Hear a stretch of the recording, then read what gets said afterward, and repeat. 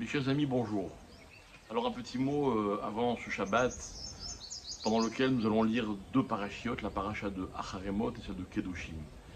Dans la paracha de Kedoshim, Kedoshim qui veut dire la sainteté, la Torah nous parle beaucoup de mitzvot qu'on appelle Ben Adam Lachavero. Vous savez, dans les mitzvot, il y a deux catégories. Il y a ce qu'on appelle les mitzvot verticales, entre Dieu et l'homme, et celles qui sont horizontales, entre l'homme et son prochain.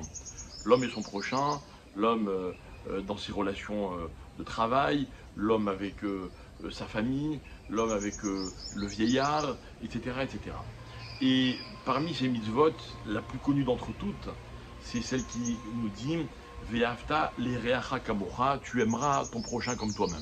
Tout le monde connaît cet adage, mais qui en fait est une mitzvah de la Torah.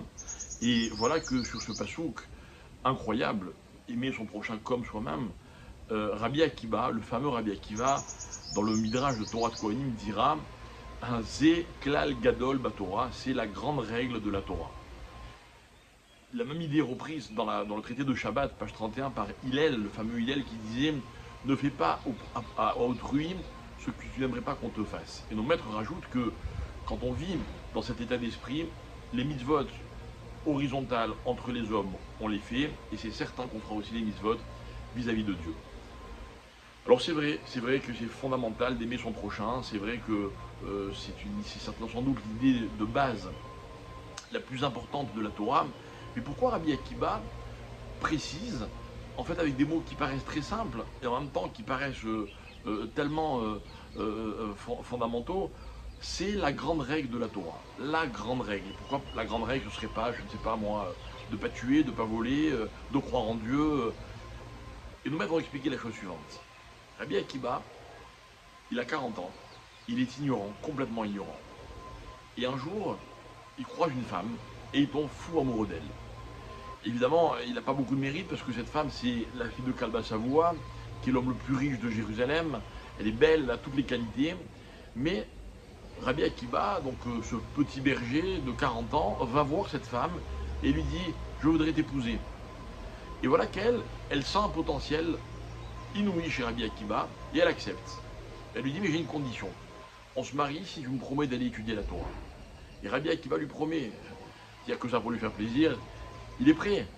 Et il lui dit d'accord. Il se marie. Voilà que son père la déshérite parce qu'elle épouse un ignorant. Ils habitent dans une grange, donc sur du foin. Et après les festivités, Rachel, qui s'appelle Rachel, cette femme, dit à son mari, Rabbi Akiva, qui n'est pas encore Rabbi à l'époque, maintenant, il faut que tu assures et que tu fasses ce que tu m'as promis. Alors Rabbi Akiva, courageusement, va vers la yeshiva pour étudier la Torah. Et puis il avance, et puis il se dit, mais dans quoi je me suis embarqué? Et puis il approche de la yeshiva, et puis il dit, mais j'en serai jamais capable. Et la Guémara raconte qu'à un moment, il aperçoit une pierre sur le côté du chemin, et la pierre, elle est creuse. Elle a une forme qu'il n'a jamais vue, lui qui connaît bien la nature, et il s'arrête pour l'observer, et il se rend compte que d'un rocher qui avait au-dessus de cette pierre suinte des gouttes d'eau, et elles tombent à intervalles réguliers. Et ce sont elles, ces gouttes d'eau, qui ont creusé la pierre. Et Rabbi Akiva aura cette phrase incroyable, et il va se dire, si l'eau qui est un liquide a pu creuser la pierre qui est un solide, il n'y a aucune raison que la Torah ne pénètre pas dans mon cerveau. Et c'est ce qui va se passer. Et Rabbi Akiva va étudier 12 ans, et encore 12 ans. Et au bout de 24 ans, il va revenir chez sa femme, et il va dire à ses 24 000 élèves, tout ce que nous sommes, c'est à elle que nous le devons. C'est pas juste une déclaration, c'est pas de la politesse. C'est comme ça que Rabbi Akiva a découvert la Torah. Il a découvert la Torah parce qu'il est tombé amoureux d'une femme. Certains croient que c'est facile de tomber amoureux. L'amour de Rabbi Akiva, c'est beaucoup plus que ça, c'est un véritable engagement. C'est ce qui lui a donné la force de tenir cet engagement.